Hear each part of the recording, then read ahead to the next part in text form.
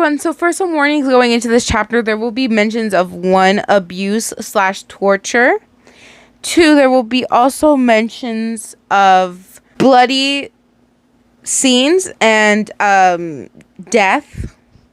There will be very mentions of that. This is Creepypasta after all. You're gonna have to kind of expect it. There will also be mentions of, like, descriptive of eating a corpse. If you guys are uncomfortable with that and the other warnings, please do not watch this video. You have been warned. Hello everybody, so today we will be reading Monsters My Friends, Creepypasta X Beast Listener up in here. So we are technically in chapter 4, but we went back a chapter for the recap. So basically in chapter 23, if you guys don't remember, we were kind of walking along trying to like we were just kind of just walking at some point. And we come across this field with electric gates that zap you if you touch it. We end up breaking it and going through it because, you know, we got to go through it to go to the other side where we want to go for some odd reason. And we went through it. We had to hide real fast because we saw like 2 guys, very sus people. We were just hiding and started to listen because we wanted to know about the tea. Then they approached this guy. They were like chit-chatting. Then they approached this rich man looking house. Well, it's owned by an old ugly rich man, but it was a nice rich looking house. Like, they were rich. And an old guy opened the door, very snobby and uncaring. Basically, he was talking about, oh, well, he's fine. He's in my garage, you know. And they're talking about Seed Eater, if you didn't know, now I know. And basically, the old man having to prove that he still had Seed Eater and didn't switch it or something. And they told the old man that they just had to make sure because there's been some creepypasta people that were taking their shit, even though it's technically creepypasta shit, and they took creepypasta shit. It's complicated. Anyway, they went to the garage, opened it. We saw Seed Eater, very malnourished, tortured, just basically close to dying. And one of the guys pulls out a whip. And he was like, last thing is, because Seed Eater refused to turn around and look at them. Because he'd rather be more interested in the wall, which I would be too. And the last thing that we heard is, be good, Seed Eater, or something like that. And it's just, be a good boy, come here, Seed Eater. And when I tell you that, like, boiled, these chapters are probably going to make me really mad. It's probably going to make you really mad. And it will be definitely some sensitive content happening. So, I don't know if I'll feel fully comfortable reading it, but, we'll see how it goes, and I'll let you know and kind of summarize it if I don't feel comfortable with reading, if it gets too specific. And obviously there will be a warning about this because I don't know if it gets into it right now, but it'll get into it eventually as we read the chapters. Kapishka? Kapishka. Alright everyone, we are officially in chapter 24. Seed Eater. That guy mentioned that name, did he not? Something about a lost pet, I think. I crouched lower, trying to melt more into the shrubbery. My heart raced faster with every step the man advanced. He took his time approaching the beast, who remained where it sat on the cold concrete floor, accepting the inevitable outcome of this interaction. Is this really necessary? You can see its face, and it's obvious it's the same creature you sold me. Can you please refrain from damaging the leather further? I have a taxidermist coming this Saturday to prepare the preservation of this creature for my entry hall, and would rather it had little to no damage.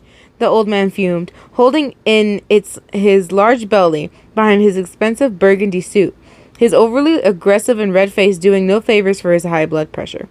I will have you know that I had tracked this monster for years, investigating every single child it has devoured, and personally talked to the families that it has ruined. The armed man glared ahead at the beast, his body stiff with disgust. If you cannot fully understand the danger these abnormals are capable of possessing, then perhaps the organization has made a mistake in allowing you to handle one.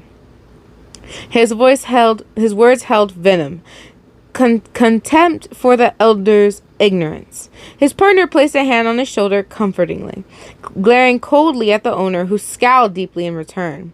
Sparks flew between the two. I half expected a full-blown argument to ensue. I'll be making a call to your superiors. Don't expect to get away with this.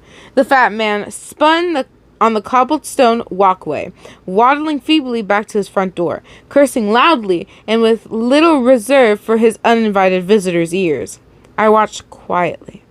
I know firsthand how dangerous these people can be.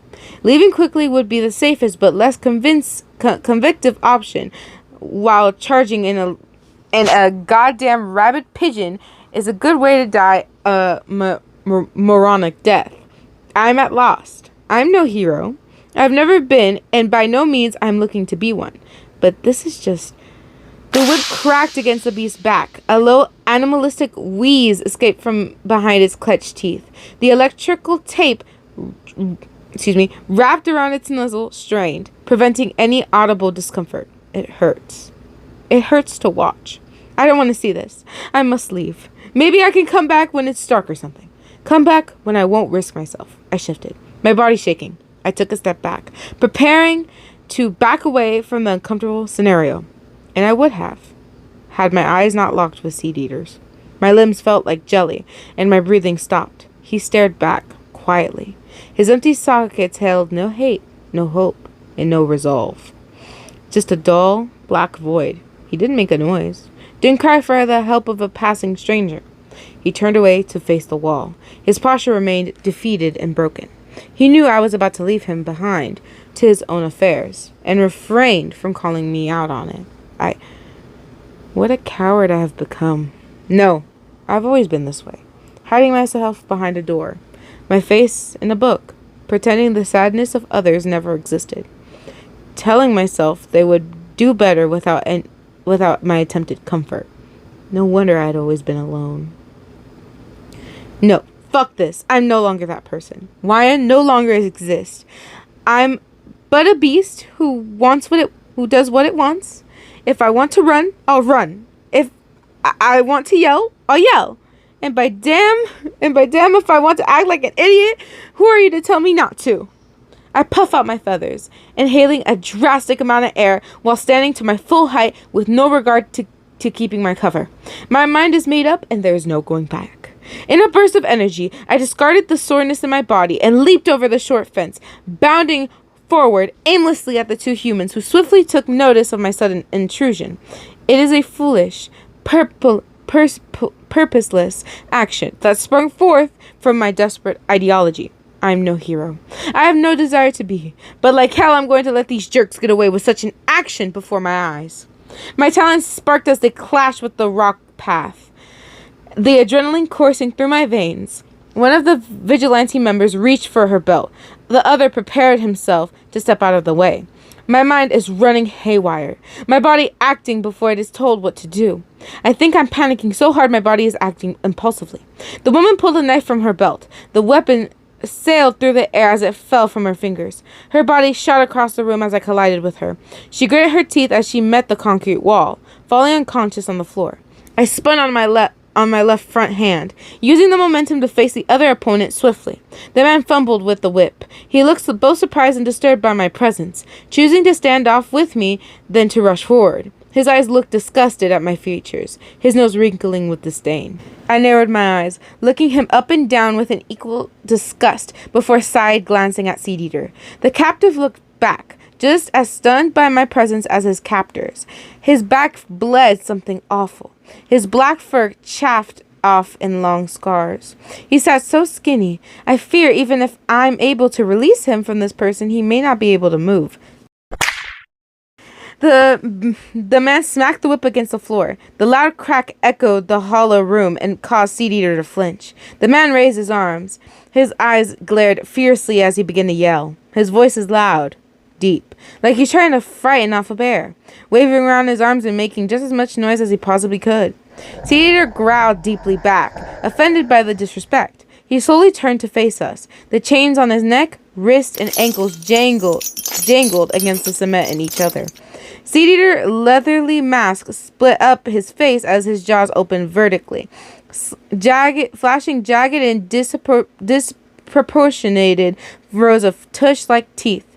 It only took that simple action to be preserved as a threat once more. The man stepped back, creating distance from the two monsters before him. Pills of sweat fell from his chin. In a last-ditch effort, he raised his voice once again, crying out in a final desperate intimidation. If he had any other weapons on him, he would have used it by now. The idea that the flimsy short whip is his only defense from me gave me a nice confidence boost. I took a step closer. He took one back. "Get back, you fucking monster!" Ugh, that was terrible, but we can pretend it's good. He raises the tails over his shoulder, propelling it forward. The cat tails lashed against my face. It did not hurt thanks to the mask protection, but the suddenness and boldness of his action set me off. I screeched back at him, a sound so heinous and loud the sky rippled from the ferocity. The sound vibrated my body, blurring my vision and disrupting my hearing with the piercing sound. I closed my mouth as I flinched back, startling myself with the volume. As my vision cleared, the man before me crumpled to the ground, his body limp and quiet. I looked to Seed-eater for a potential explanation, but he was too busy shaking his ringing ears to answer. A startled gasp drew my gaze to the old man at the entrance to the shed. He more than likely heard my shrill cry and came to investigate, a rifle held clumsily in his grasp. I worry about the amount of people who own a gun in this area, along with my ability to encounter each and every one. The owner aimed, his hands shaking and sweaty.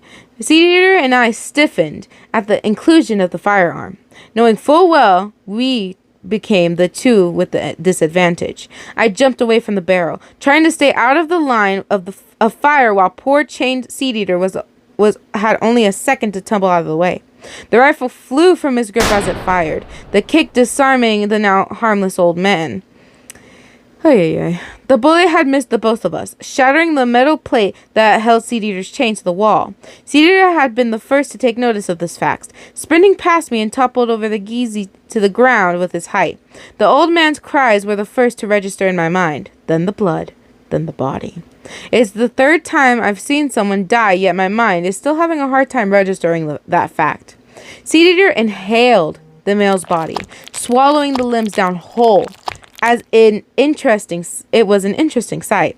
Something right out of a horror movie. He didn't get a chance to finish his meal. The vigilante who had crashed into the wall had begun to try to get to her feet. She glared intensely at us, her teeth bared in aggression. Seed and I eyed her suspiciously, slowly making our way off the property without breaking eye contact. The two of us bolted when she dove for the disarmed rifle, just to make it past the gate when the round started to fire off. Bullet after bullet whizzed past our heads or planted themselves into the ground at our feet. 2 or 3 nicked Seed-eater in the back, slowing his pace more than it already is. I felt a few ricochet from my body as well. This lady's aim is nothing to scoff at. Seed-eater's chains dragged behind him noisily. His pace slowed due to his condition. Thankfully, the barrage of bullets has ceased, leaving the woman with an empty magazine and giving me a peace of mind. I slowed my pace for Seed-eater. It quickly became apparent he is following me.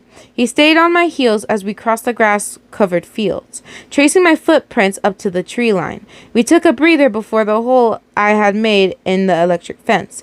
Wheezing heavily, our bodies are still fueled by the adrenaline. My plan had been rough. But I am ecstatic that it had worked somehow. I nodded at Seed-eater, intending to part way as we crossed through the fence. He, however, had other ideas. He pushed his shoulder against me, leaning in with almost his full body weight. Despite being so skinny, he is much bigger than I am, so it made for an uncomfortable posture. I turned to snap at him, to kick him out of my personal bubble, but froze when I noticed his eyes dropping and his body sag. Seed hurts. Aw, you poor thing. Chapter 25. He talks. He freaking talks! How the hell, how? What the hell, how? Does that mean I can too? Seed-eater's legs begin to buckle, his body shaking and weak. I don't have the time to question his fluency, and And if I don't get this guy somewhere to hide before he blacks out, we are sitting ducks. Hurting. I know, big guy. Don't worry, I got you. I assisted Seed Eater with walking, allowing the large beast to lean upon my body while we try to find shelter. The vigilante duo is no doubt going to track us once they regain their bearings, and with Seed Eater bleeding out and being weighed down by the heavy chains dragging behind him, it will not take them long. Fortunately, the mountain face had a decent-sized carven at its base, large enough for the two of us, while exceptionally shielded by the forest stain. It's cold, damp, and smells like cheese curds, but it can hide us well enough. I took Seed Eater to the back of the grotto. He fell onto the ground with a grunt, panting and hissing in discomfort, his legs curling close to his body. I'm no doctor, but it is evident that he is not doing well. If I don't want my efforts to go to waste, I need to stop the bleeding, but how? Every medical item I owned burned in the fire. I lack expensive knowledge regarding the mending of bullet wounds, and I do not have the confidence in leaving for supplies when my patient has a good chance of being dead before I return. I absent-mindedly bit at my talons, perturbed as I stared at his panting, pale body that lay against the hard surface of the earth. The least I can do for him is try. I exited the cave in haste, glancing at every tree, mushroom, and flower I passed. I remember the Hunger Games series that had mentioned of some plants having the ability to stop bleeding. What can it do? What can it do for bullet holes? I have to see for myself. Though the book's description on such plants was minimal at best. Worst case, I accidentally poisoned the already dying Seed Eater, throwing away my redemption and adding another body to the count. My beak clicked from my gritting. My clawed finger tapped on the ground in a rapid rhythm. I am looking for a plant in the middle of a forest. No, not difficult at all. I don't know the shape, color, or the name. Fuck. I shake my head, reaching for the branch stretching nearest to the mouth of the cave. I can't remember what tree this is called at the moment, but I can at least be assured it is not poisonous. The collection of lobe-shaped leaves is nothing special. An average green, fresh from spring growth, thick in texture, and about as long as an average human hand. I take said leaves inside, plopping them at C's feet. He looks horribly anemic.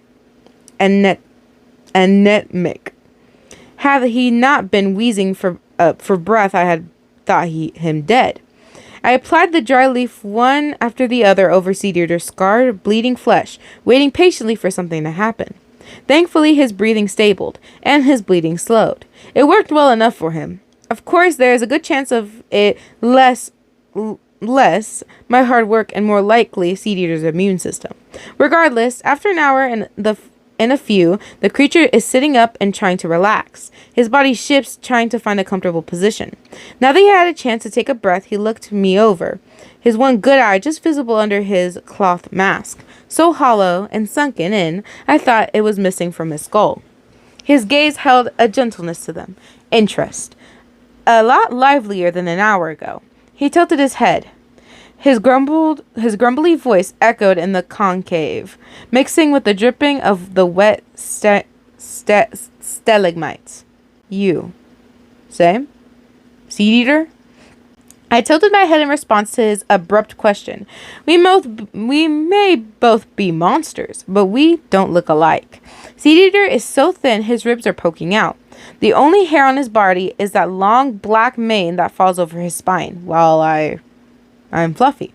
Covered in so much hair and feathers, I can't define where the skin starts. I can tell just by looking at our faces are built different.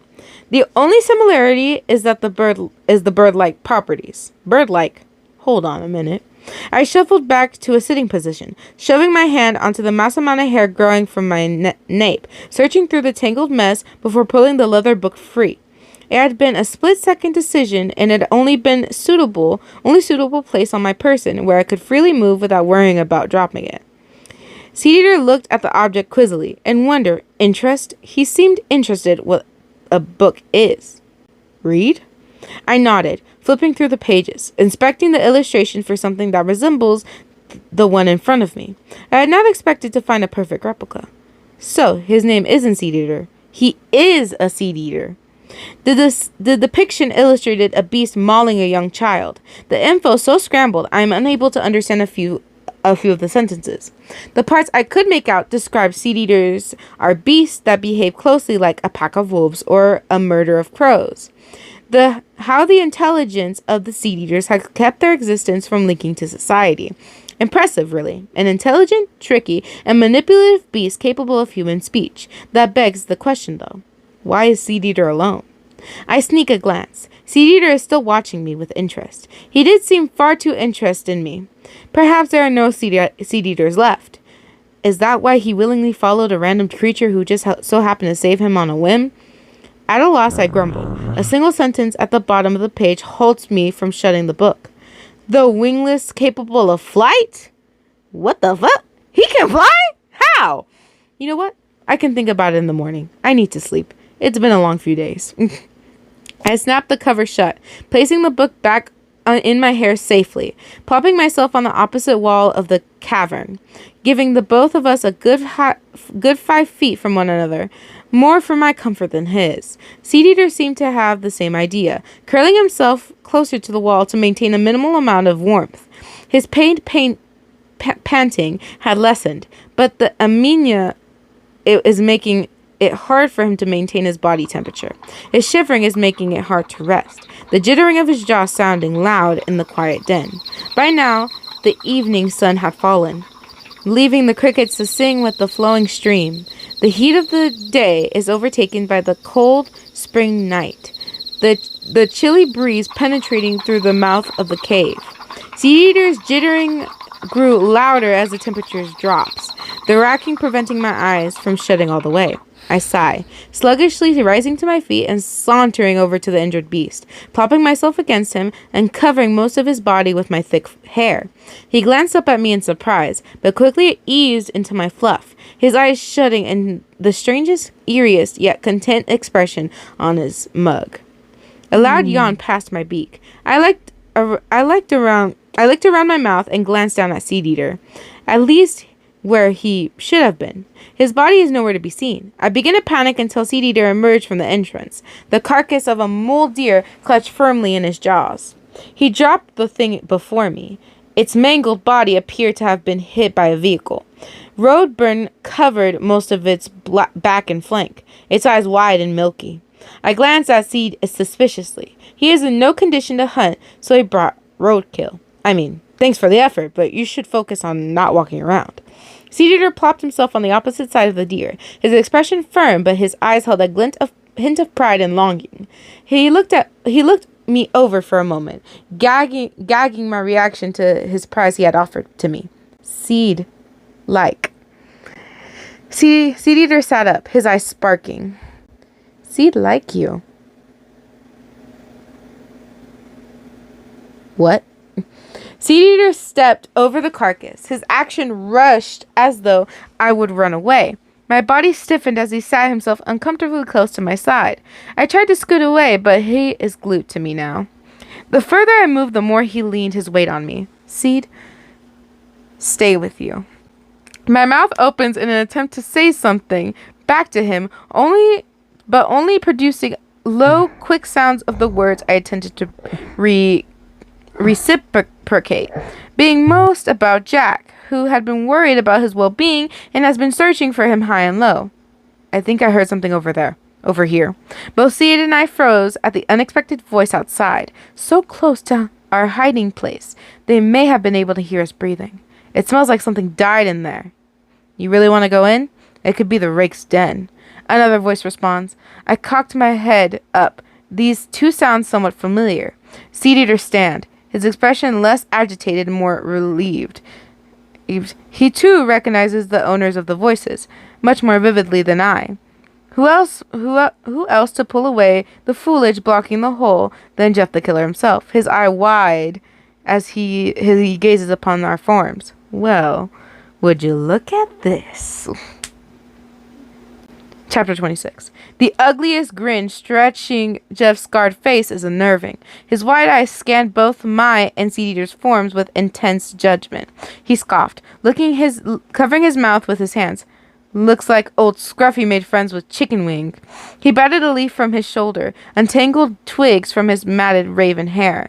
Running off to have a picnic? Poor Jackie's gonna be so jealous. Jeff backed away from the opening, snickering and shaking his head. Seed instantly shot off the ground, trailing after Jeff with desperate limping haste. Seed no leave! Seed tooken! His broken English is brushed off by the smiling man, who answered the beast's excuse with a, "Yeah, sure you did." I sat perplexed and now alone before the roadkill. I had not anticipated running into this smiling bastard so soon, nor did I want to be involved with the maniac any further than I already have. As unavoidable as the incident in the apartment was, I can still say he barged into my personal affairs. I huff, dusting off my chest as I stand, trotting after Seed Eater in the exit cave myself. I feel a little guilty for leaving the animal to rot after Seed Eater put so much effort into bringing it to me, but I am sure the wildlife will not allow it to go to waste. My body shudders at the damp air. A light layer of early morning dew gently laces every branch, bush, and blade of grass. The cool breeze of sunrise wafts the smell of the forest against my nose. I don't think it's possible to get tired of the way the outdoor smells. Fresh, clean, and cough syrup. I look back and forth, scanning the tree line and sniffing the air in exasperation. Never before in my life have I thought I would smell codeine as clearly as I am. It has a subtle hint of grape, the brand of medicine one would require for a child. The scent is coming from practically nowhere, yet I can sense it in the middle of the woods. I glance over at Jeff and Seed, the two of them arguing downwind. Such a subtle and soft smelling would be drowned out by their own. Now that I think about it, Jeff had spoken to someone before he had arrived. Soft-spoken, glid, a voice I recognized but unable to place a face to. Someone I encountered at the gathering, maybe? The rustle of tree branches drew my attention above. A loud yell and a solid weight slammed onto my back, the force damn near bending me in two. My body reacted before my mind did, hopping around and bucking in distress, and flailing in circles to fling off who had landed on me. The person grips on my hair faltered, their bodily tumbled off and somersaulting across the ground before laying limply on their back. I approached the young male, his face obstructed by gear, his brown sweater now covered in grass stains. He lay still. For a moment I thought I unintentionally killed the man. That thought is dashed as his forearm gave a jerk, his fingers in a somber flutter. Though I can breathe a sigh of relief, my previous distressed cries got the attention of the two who had been conversing. Seed raced over to my side, nudging me behind him with his shoulder. He looked irritated, annoyed, but I could also see the hint of hostility to the fallen man, though the spark is momentarily. Jeff, however, seemed less concerned, walking over nonchalant and poking the man with the nose of his runners. He bent over the figure on the ground. "Hey, Toby, get your ass up. We have to pay Jack a visit of finding his pet. I want my reward. You can sleep later." The man on the ground sprung up, the action spontaneous and startling. I could not hide my flinch. Toby threw his head around, knocking out the dust and sticks trapped in his brunette hair. His orange goggles reflected the morning light into my eyes. The bottom half of his face is covered with a thick fabric that vanished underneath his stripped-down sweater. Toby is not fazed by his fall, though he collided with the ground hard enough to produce a well-formed vertical crack along his glass eyewear. He seemed overall unfazed. His gaze upon me is intense, his chuckle at my reaction unnerving. Is this the birdie you were talking about? It looks more like a hairball than a bird, though." Toby scratches his chin, his neck snapping as he tilts his head. Jeff kneels next to Seed Eater, and he inspected the metallic chains digging into the creature's ankles. He pulls a blade from his hoodie pouch, striking the object together with a strange satisfaction. He glances at Toby over his shoulder. "Yeah, I prefer chicken wing now. Figured I would name it to prepare it for the nice barbecue tonight." Jeff's tongue lines his scarred lips, a distant look in his eye. I cringe at the drool dripping from his salivation. Barbecue? You want to eat this monster? Dude, your stomach is not going to like that. Toby threw his arms up, his shoulder popping with the action. Are you going to invite me? I glare at the two with disgust. I know Jeff is an ass, but I hoped he is the minority. And now there are two of them. Great! Seed jolts as Jeff nicks his leg with a sharp blade. A low menacing rumble vibrated through his throat. Jeff sneers back, challenging, remaining eye contact as he connects the metal once again. The shackle fell from its hold. The exterior rusted from rubbing. Seed flexes his newly free limb. He turns to me, his mouth baring his jagged, unproportionated fangs in what I assume to be an attempt to smile. He holds out his hand, waving it slightly in my direction. He wiggles his fingers freely and happily. I cock my head, nodding at him quizzily. I don't fully understand how he expects me to react, but good for him for getting the restraints off, I suppose. A hand tapped my shoulder. Toby stood at my side, looking at me with dejection. So you're fine with Masky riding you, but not me? He dusted extra dirt from his clothing. His arms trembled. That's not fair. You have to be fair. Relax, you spastic. Both of these guys are going to give us a ride back. I don't want to be walking all night only to be shot in the ass by one of them vigilante fucks. Jeff finished, knocking off the last of Seed Eater's restraints. He cracked his back as he stood, brandishing his knife and tugging at the nose of my mask. Of course, we could always eat them now and tell everyone we came up empty-handed. Why do you have to be such a bitch, Jeff? I'm like, this son of a fucking bitch, bro. Oh my gosh. Chapter 27. We've been traveling for less than half an hour. Only God knows how long this hell will last. Seed Eater has been paired with Toby, while I have been given the misfortune of riding with Jeff on my back. I can say with confidence that this man has not bathed once since I met him. His constant shuffling and loud impatient groans is getting on my nerves. Mind-breaking, really. His focus is nowhere on the road. Instead, his wide, unblinking gaze is seated on the back of my skill. That Chester smile, along with him giggling under his breath, is freaking me the freak out. The constant feeling of being stared at menacingly by someone who literally wants to eat me has caused me to run into more than one tree, to trip on more than a single rock, and to bump into the side of Seed Eater, who trails by my side. He gave me a curious glance. Hey, watch where you're going! Toby wobbled on Seed Eater's skinny back. The lack of muscle gave Toby little to no sitting space, and on the very little room to balance upon Seed Eater's bony spine. The brief connection between mine and Seed Eater's bodies trapped both riders' legs. Jeff smacked my shoulder. He intended it to hurt, but because of my fluffy patty barley, anything was felt, but his intent was clear and unwelcomed. I snorted, rearing myself and intentionally tripping on my feet. Jeff swore as he collided with my shoulder blades. His arms and legs wrapped around my friend to keep me on top of my back. Toby laughed loudly, pointing a finger at the struggling killer. You have to be nice, Jeff, like Toby. Toby's always nice. Jeff twisted his body, subtly lifting himself to face his companion. Why the fuck does it matter if I'm nice? It's a dumb fucking animal. Seed Eater glares. A low hiss whistled from his snout. Toby places a flat hand over his mouth. He snickers with a long drowned out ooh. I stopped in my tracks, my last nerve combusting. Out of all these things he could think of me, I am considered a dumb animal? Seriously? How? In what way have I remotely acted like an animal? Hey, get going, chicken wing. I said I don't want to be out here all day. Jeff didn't get to finish his sentence. He shut his mouth unless he wants to bite his tongue. I swung my body around, much like I had Toby, hopping around and bucking like a mad bronco. Jeff yelled obscenities, clutching onto the thick strands of my hair desperately, his legs lifting off my back and flailing in the air. Both Toby and Seedeater watched from the sidelines, their heads following Jeff's flailing body. Jeff gave one last loud yell as his hand lost its grip, his body sailing into the air and onto the ground a few feet away. He wheezed, having the air knocked out of his lungs. He attempted to stand right away, but struggled to get to his feet. He coughed, sucking in a long breath through his elongated mouth as he stands his full height. That fucking hurt! I glared at him, standing my ground to the famous killer. For only a second. I could feel my confidence wane when he pulled out his knife.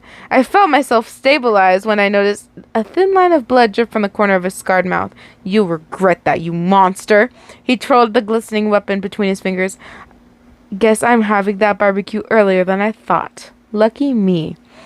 Toby attempted to intervene into the standoff, but quickly shut out with a warning from both sides. He backed off with his hands held up in surrender.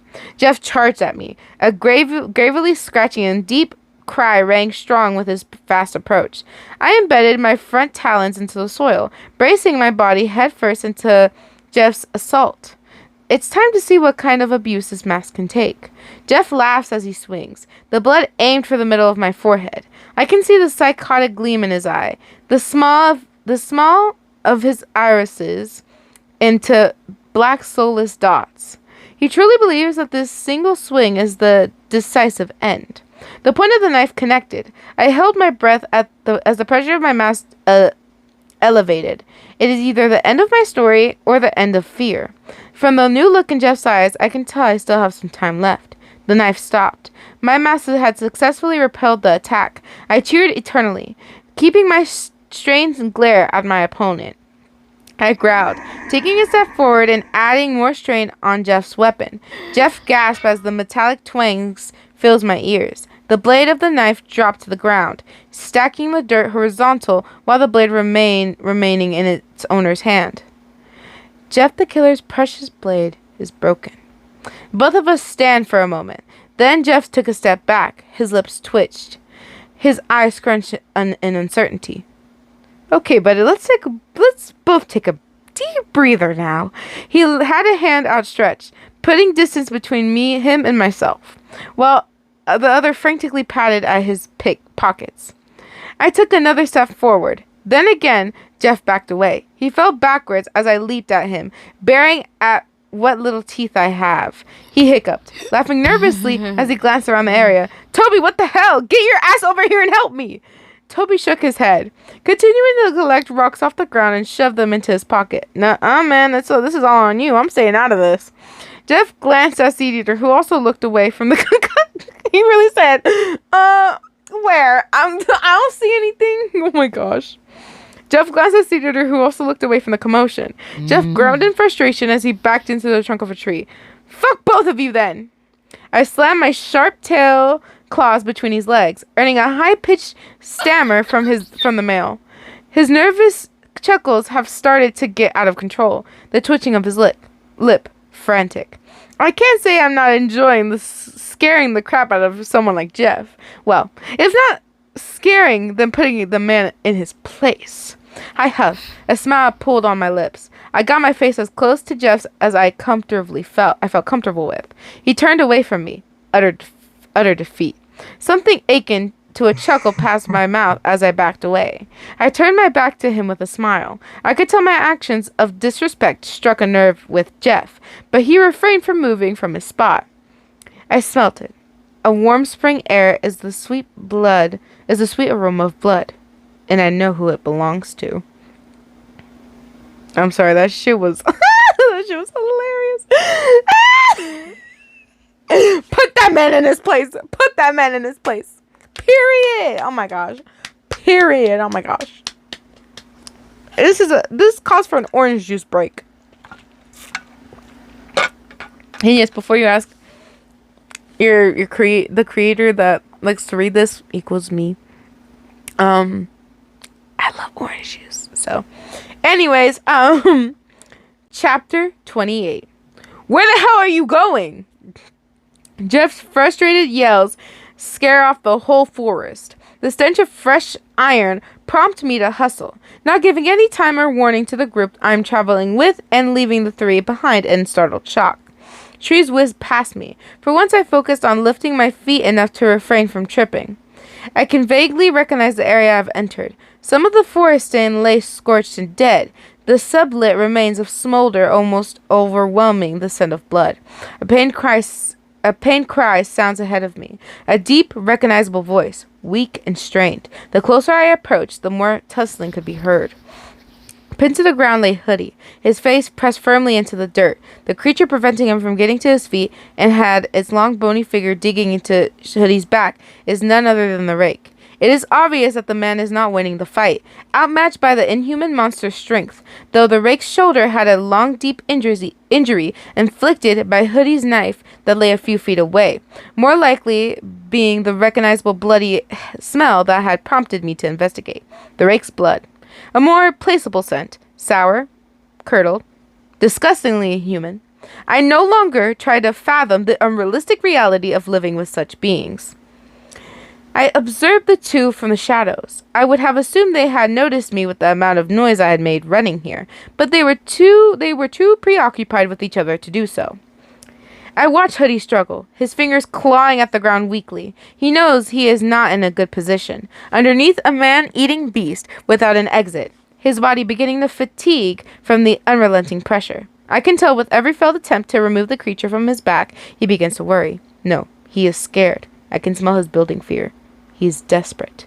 Oddly enough, he has yet to make such noise. No call for help. Minimal cries of pain. His voice is so strained and withheld, perhaps not wanting to give his attacker the satisfaction. However, I am unsure how much more he can withstand. With that thought, Hoodie's body lays limp, his breathing ragged and deep. His hand slowly curls into a fist. More than angry or scared, he looks so frustrated with himself. His bright yellow hoodie is torn, stained red with his own life liquid. He no longer has the strength to fight. The rake notices Hoodie's immobility. A heinous, satisfied gurgle bubbled up its throat like a purr. Its tight skin pulled over its rotting teeth into a gargled smile. It leaned over Hoodie's shoulder, flashing the man in its look of triumph. Its dead eyes glistened something evil, vile, the look of a beast who is not going to allow its meal a swift end. I snorted, bloating the heat from my rage through my nostrils. The vapor clouded around my face from beneath my mask. It had been a while since I felt pure anger. Before, my emotions have always been accompanied by uncertainty, with the fear of my predicament. How strange these 2 past days have been. I stalked out of the shadows. I can feel the hair on my neck bristle with tension, intentionally throwing my weight with each step to make my footsteps heard. Hoodie notices me almost instantly, his head swiftly shifting slightly to get a good look. He heaved a heavy breath. Whether it be relief or acceptance, I don't know. The rake, however, took an extra moment to preoccupy with his victory, to pay attention to the world around it, until I am right on top of it. My large shadowy covers the 2 living forms, drowning out the light of the sun. The rake looks up, its smile replaced with curiosity. That expression is knocked off quickly. A single solid smack from my talons, the creature is sent flying. I took place over the downed men defensively, standing as tall as I can. Though my legs shook slightly out of anticipation, I managed to hold myself upright. On closer inspection, Hoodie is in his worse condition than I initially thought. Now that his body lacks the weight of the rake, it shifts, curling in on itself as he held a deep, gushing contusion on his abdomen. I glare at the monster, who landed like a cat, snarling while baring its teeth. The fecale creature's features strained momentarily when it looked at me. Recognition. Its fierceness doubled in intensity. It hissed harshly, forcing saliva through the gaps in its teeth. Its milky eyes bulged with anger. It is quite clear that I am not a welcoming sight. Understandable, after our first encounter ended with me mangling its body. coming to the aid of the one who had shot it previously more than likely does not help either. I flinch at the aggression, that uncomfortable strain rising in my gut, telling me to leave the stressful situation.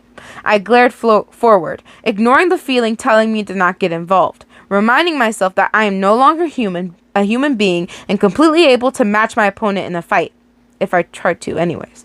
I expected the rake to pounce on me right away. Instead, it stood hunched, judging, put off by my size and undeniable features. It does not know how to approach me safely. Unlike last time, I do not have my back turned. That seems to have it made it think on risking the reward or injury. The rake faces become stonic, its eyes glazing over in a distant memory. One of its clawed hands traced the linings in its rib cage. Our eyes sought each other out. With silence, the rake turned and crawled into the underbush. I inhaled a gulp of air. The tense situation finally over. I'm thankful it turned out less messy than I imagined. Hoodie groaned, staring up at me with an unknown expression. You want a piece of me too? What? No, thank you. You ungrateful little... Jeff tumbled through the foliage, huffing and puffing so heavily he is unable to pull out a word when he saw me standing there. He must have taken after me. Impressive speed on his part. Being able to keep pace with a quadrupled cannot be an easy thing. He seems at a loss for words when he realizes the position I put myself in. His lips stretch into a thin line. Wow. Hoodie got his ass kicked by a chicken. I did fucking not. Hoodie flopped onto his back, his grip on his abdomen tightening. It was the rake. This thing gave me a hand. Not that I needed it. Please. Scoffing, I bent over to inspect Hoodie's wounds. His body recoils away from me, but he does not have the strength to fight me off. Jeff crouched beside me as I lifted the fabric from the wound, peeling it from Hoodie's skin like a top layer of lasagna. To say the injury is bad is an understatement. Even Jeff muffled a low sound of astonishment. Oof, Hoodie has a hole like Hoodie has a hole. You know what? Just leave me here to die. I don't want to live knowing I have to look at you for another second. Hoodie tried to sit himself upright, going as far as to latch onto my hair for support. His body, however, not allowing him to get off the ground. I'll tell you what, Frowny. If you pay me $100, I'll help you onto the back of the giant chicken. Toby and I are on our way to see Alice anyway. Jeff's offer seems apathetic. Being a serial killer, it does not surprise me how little concern he is showing someone he is acquainted with. Hoodie forced a chuckle, humorless, stifled, and weak. $100. I am flattered. I didn't think though I'm worth that much. Jeff waved his hand, getting impatient. Yeah, yes or no? I need an answer before you pass out. Hoodie lifted his blood-covered hand to his face, thinking to himself momentarily. Fine. It's my master's monster anyway. I'll take it home with me afterwards. In a pig's eye. Don't I get insane in this? No, the fuck we don't, apparently. The fuck we don't. I'm sorry, just so fucking hilarious. But anyways, guys, what do you think is gonna happen next? Do you think Hoodie is actually gonna pay Jeff $100? I severely doubt it. Why would I pay that man like fucking even $5? Like, I bet he's just gonna drop me off halfway and he's gonna be like, thank you for the $100, but you didn't pay me the whole 500. You know, just like, no, bro. I would not trust him with my life at all. And you know what? I'd be like, Hoodie, I'd be like, no, I don't want to look at your face right before I die. That's just a pathetic way to die. That's just a sad way to die. Oh my goodness, this fucking hilarious. Oh goodness. But anyways, let me know what you guys think is gonna happen next in the comments down below of the series. It's getting quite interesting. I'm glad that Seed Eater got out okay, but my boy is pretty in severe condition. Might need to be bedridden for a couple days, not gonna lie. I can't imagine what Seed Eater had to go through in the clutches of those assholes, bro. Because even if there is a beast, like, even if it was a beast in real life, I, one, would be too scared to even hurt it. Two, I would not have the heart. I'm sorry. I don't think I would have the heart to hurt a creature, especially like an animal, because animal society works very differently from human society. It's just very built different. You know what I'm saying? Like literally, like other animals eat other people's animals, and sometimes eats their own children when they're stressed or have no food options left because they're just seen as food at that point if there's like no other resources. You know what I'm saying? It's just very much different societies, and I don't think I would even have the heart to hurt any animal. Breaks my heart to even like leave a cat. Hashtag Casper. I haven't really had much time to talk about him, so I'll talk about him now. Good example. So, this is a great example, actually. So, basically, long story short, I don't know if you guys know this, but my mom is not very fond of cats. Not at all, like little to zero. She just doesn't like cats. So, ironically, one day we went to a friend's house, and there was a kitten sitting outside on a chair. That they had some chairs outside, and their entrance is like built in a way that blocks, like has like a roof thingy and like some sidewalls to prevent the wind from blowing in and all that, which is pretty fucking cool. The cat was laying there trying, like, it curled into itself, looked really starved, tired, and really cold. And I felt bad for the cat, and when I went to introduce myself to the cat, obviously, because I was a nice person, the cat just instantly leaned into me and started cuddling me, and I just started to interact with the cat as much as I could, trying to keep it warm from the cold, because I was out there and I didn't have a proper hoodie on, and it was freezing even for me, but I literally stood out there with the cat. Once in a while, going inside to check on my mom while she chatted with her friend, and they were like telling us on how the cat's been out there for 2 days, no food, no water, no comfort, because they didn't want to give it to the cat because they were afraid that the cat would stay, which to me is like, damn, that's a little cruel. Hold on, Casper, I'm telling your life story. Hold on.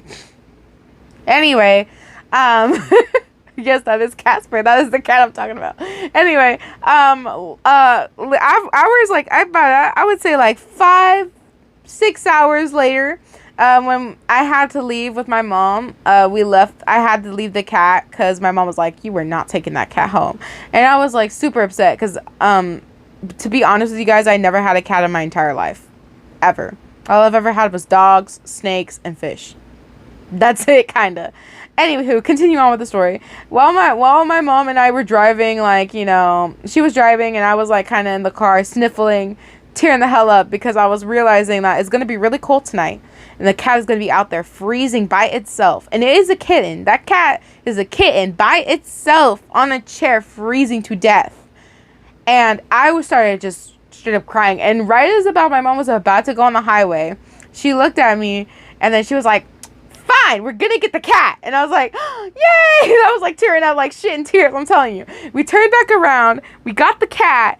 And I didn't take it instantly home with me. We went to Walmart. We got some stuff for the cat, like litter box, food, tuna, a bed, a blanket, snacks, toys, just a lot of stuff. Okay, I can't remember every single thing we got. Oh, a brush, and medicine, and a lice comb or a flea comb, whatever the hell it's called, for cats, and then just a lot of stuff that the cat needed, okay?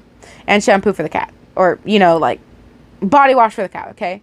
Anyways, when we returned back home, I took the kid in a nice bath and etc, etc, etc, and it has now been living with me for about a couple weeks or 1 or 2 weeks, and I officially noted that it does not have any more ticks or fleas, and he is healthy, and he's growing much more hair, and he's improving, eating it 3 times a day. He's getting a bit bigger, and yeah, now I have a cat. Now I have a cat. His name is Casper. He's going to be on the screen. This is what he looks like. Casper, I do not know what breed he is. I do not know how old he is. He seems to be about like 6 months, to be honest. He seems like he was recently abandoned because, to be honest, he didn't have that many scars. Oh, hi, honey. Oh, crap. You made my phone fall, but yeah. Casper is with me right now. He is a really nice kitty. He has, to be honest, he's probably the nicest cats I've ever met. But yeah, he's mine now. I've learned a lot of new things in a short amount of time of how to take care, you're blocking the microphone, of a cat. which is quite different from a dog, I'll tell you that much. But the good thing is that they just, you know, like for me, I know that cats are usually cuddly, but mine is very, very cuddly. He will like get any chance to try and cuddle me close as much as he can, which to me I think is like super adorable. But yes, your girl has a cat. If you guys have any tips on how to like tell a cat's breed, to tell a cat's breed or to tell specific age, please let me know in the comments down below. It would be really helpful. I'm not good with any cat related stuff, but I'm getting better at it. And all that. My mom's really starting to really like Casper. She named him herself because I named him King Boo, but my mom named him Casper, and I thought it was a good fit of a name because why not? Casper. He responds to that name. He chose me. He chose the name. So I'm not gonna even, you know, go against it because why would I go against it? He likes it. I like it. You know what I'm saying? So yeah, that is the story of how I got Casper. He is a very recent pet, not an expected cat. Don't worry, he is in a warm, cuddly place now. He gets fed every day, checked every day. He's cleaned.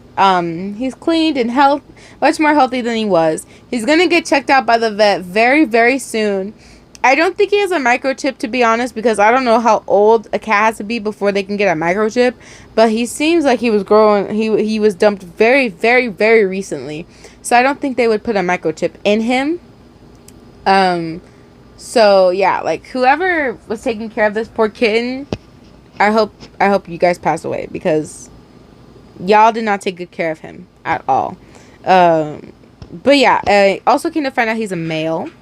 For some reason, a lot of people were very confused whether he was female or male or whatever the hell he was. But it is confirmed that he is a male. And, yeah. Anyways, I do hope you guys did enjoy this and my little explanation on how the hell I got a cat. Like, subscribe, and hit that notification bell for more amazing videos, guys. I do hope you guys have an amazing day. And if you plan on getting a cat, please do your research. That's all I gotta say. Anyways, your girl's gotta go. Bye and peace.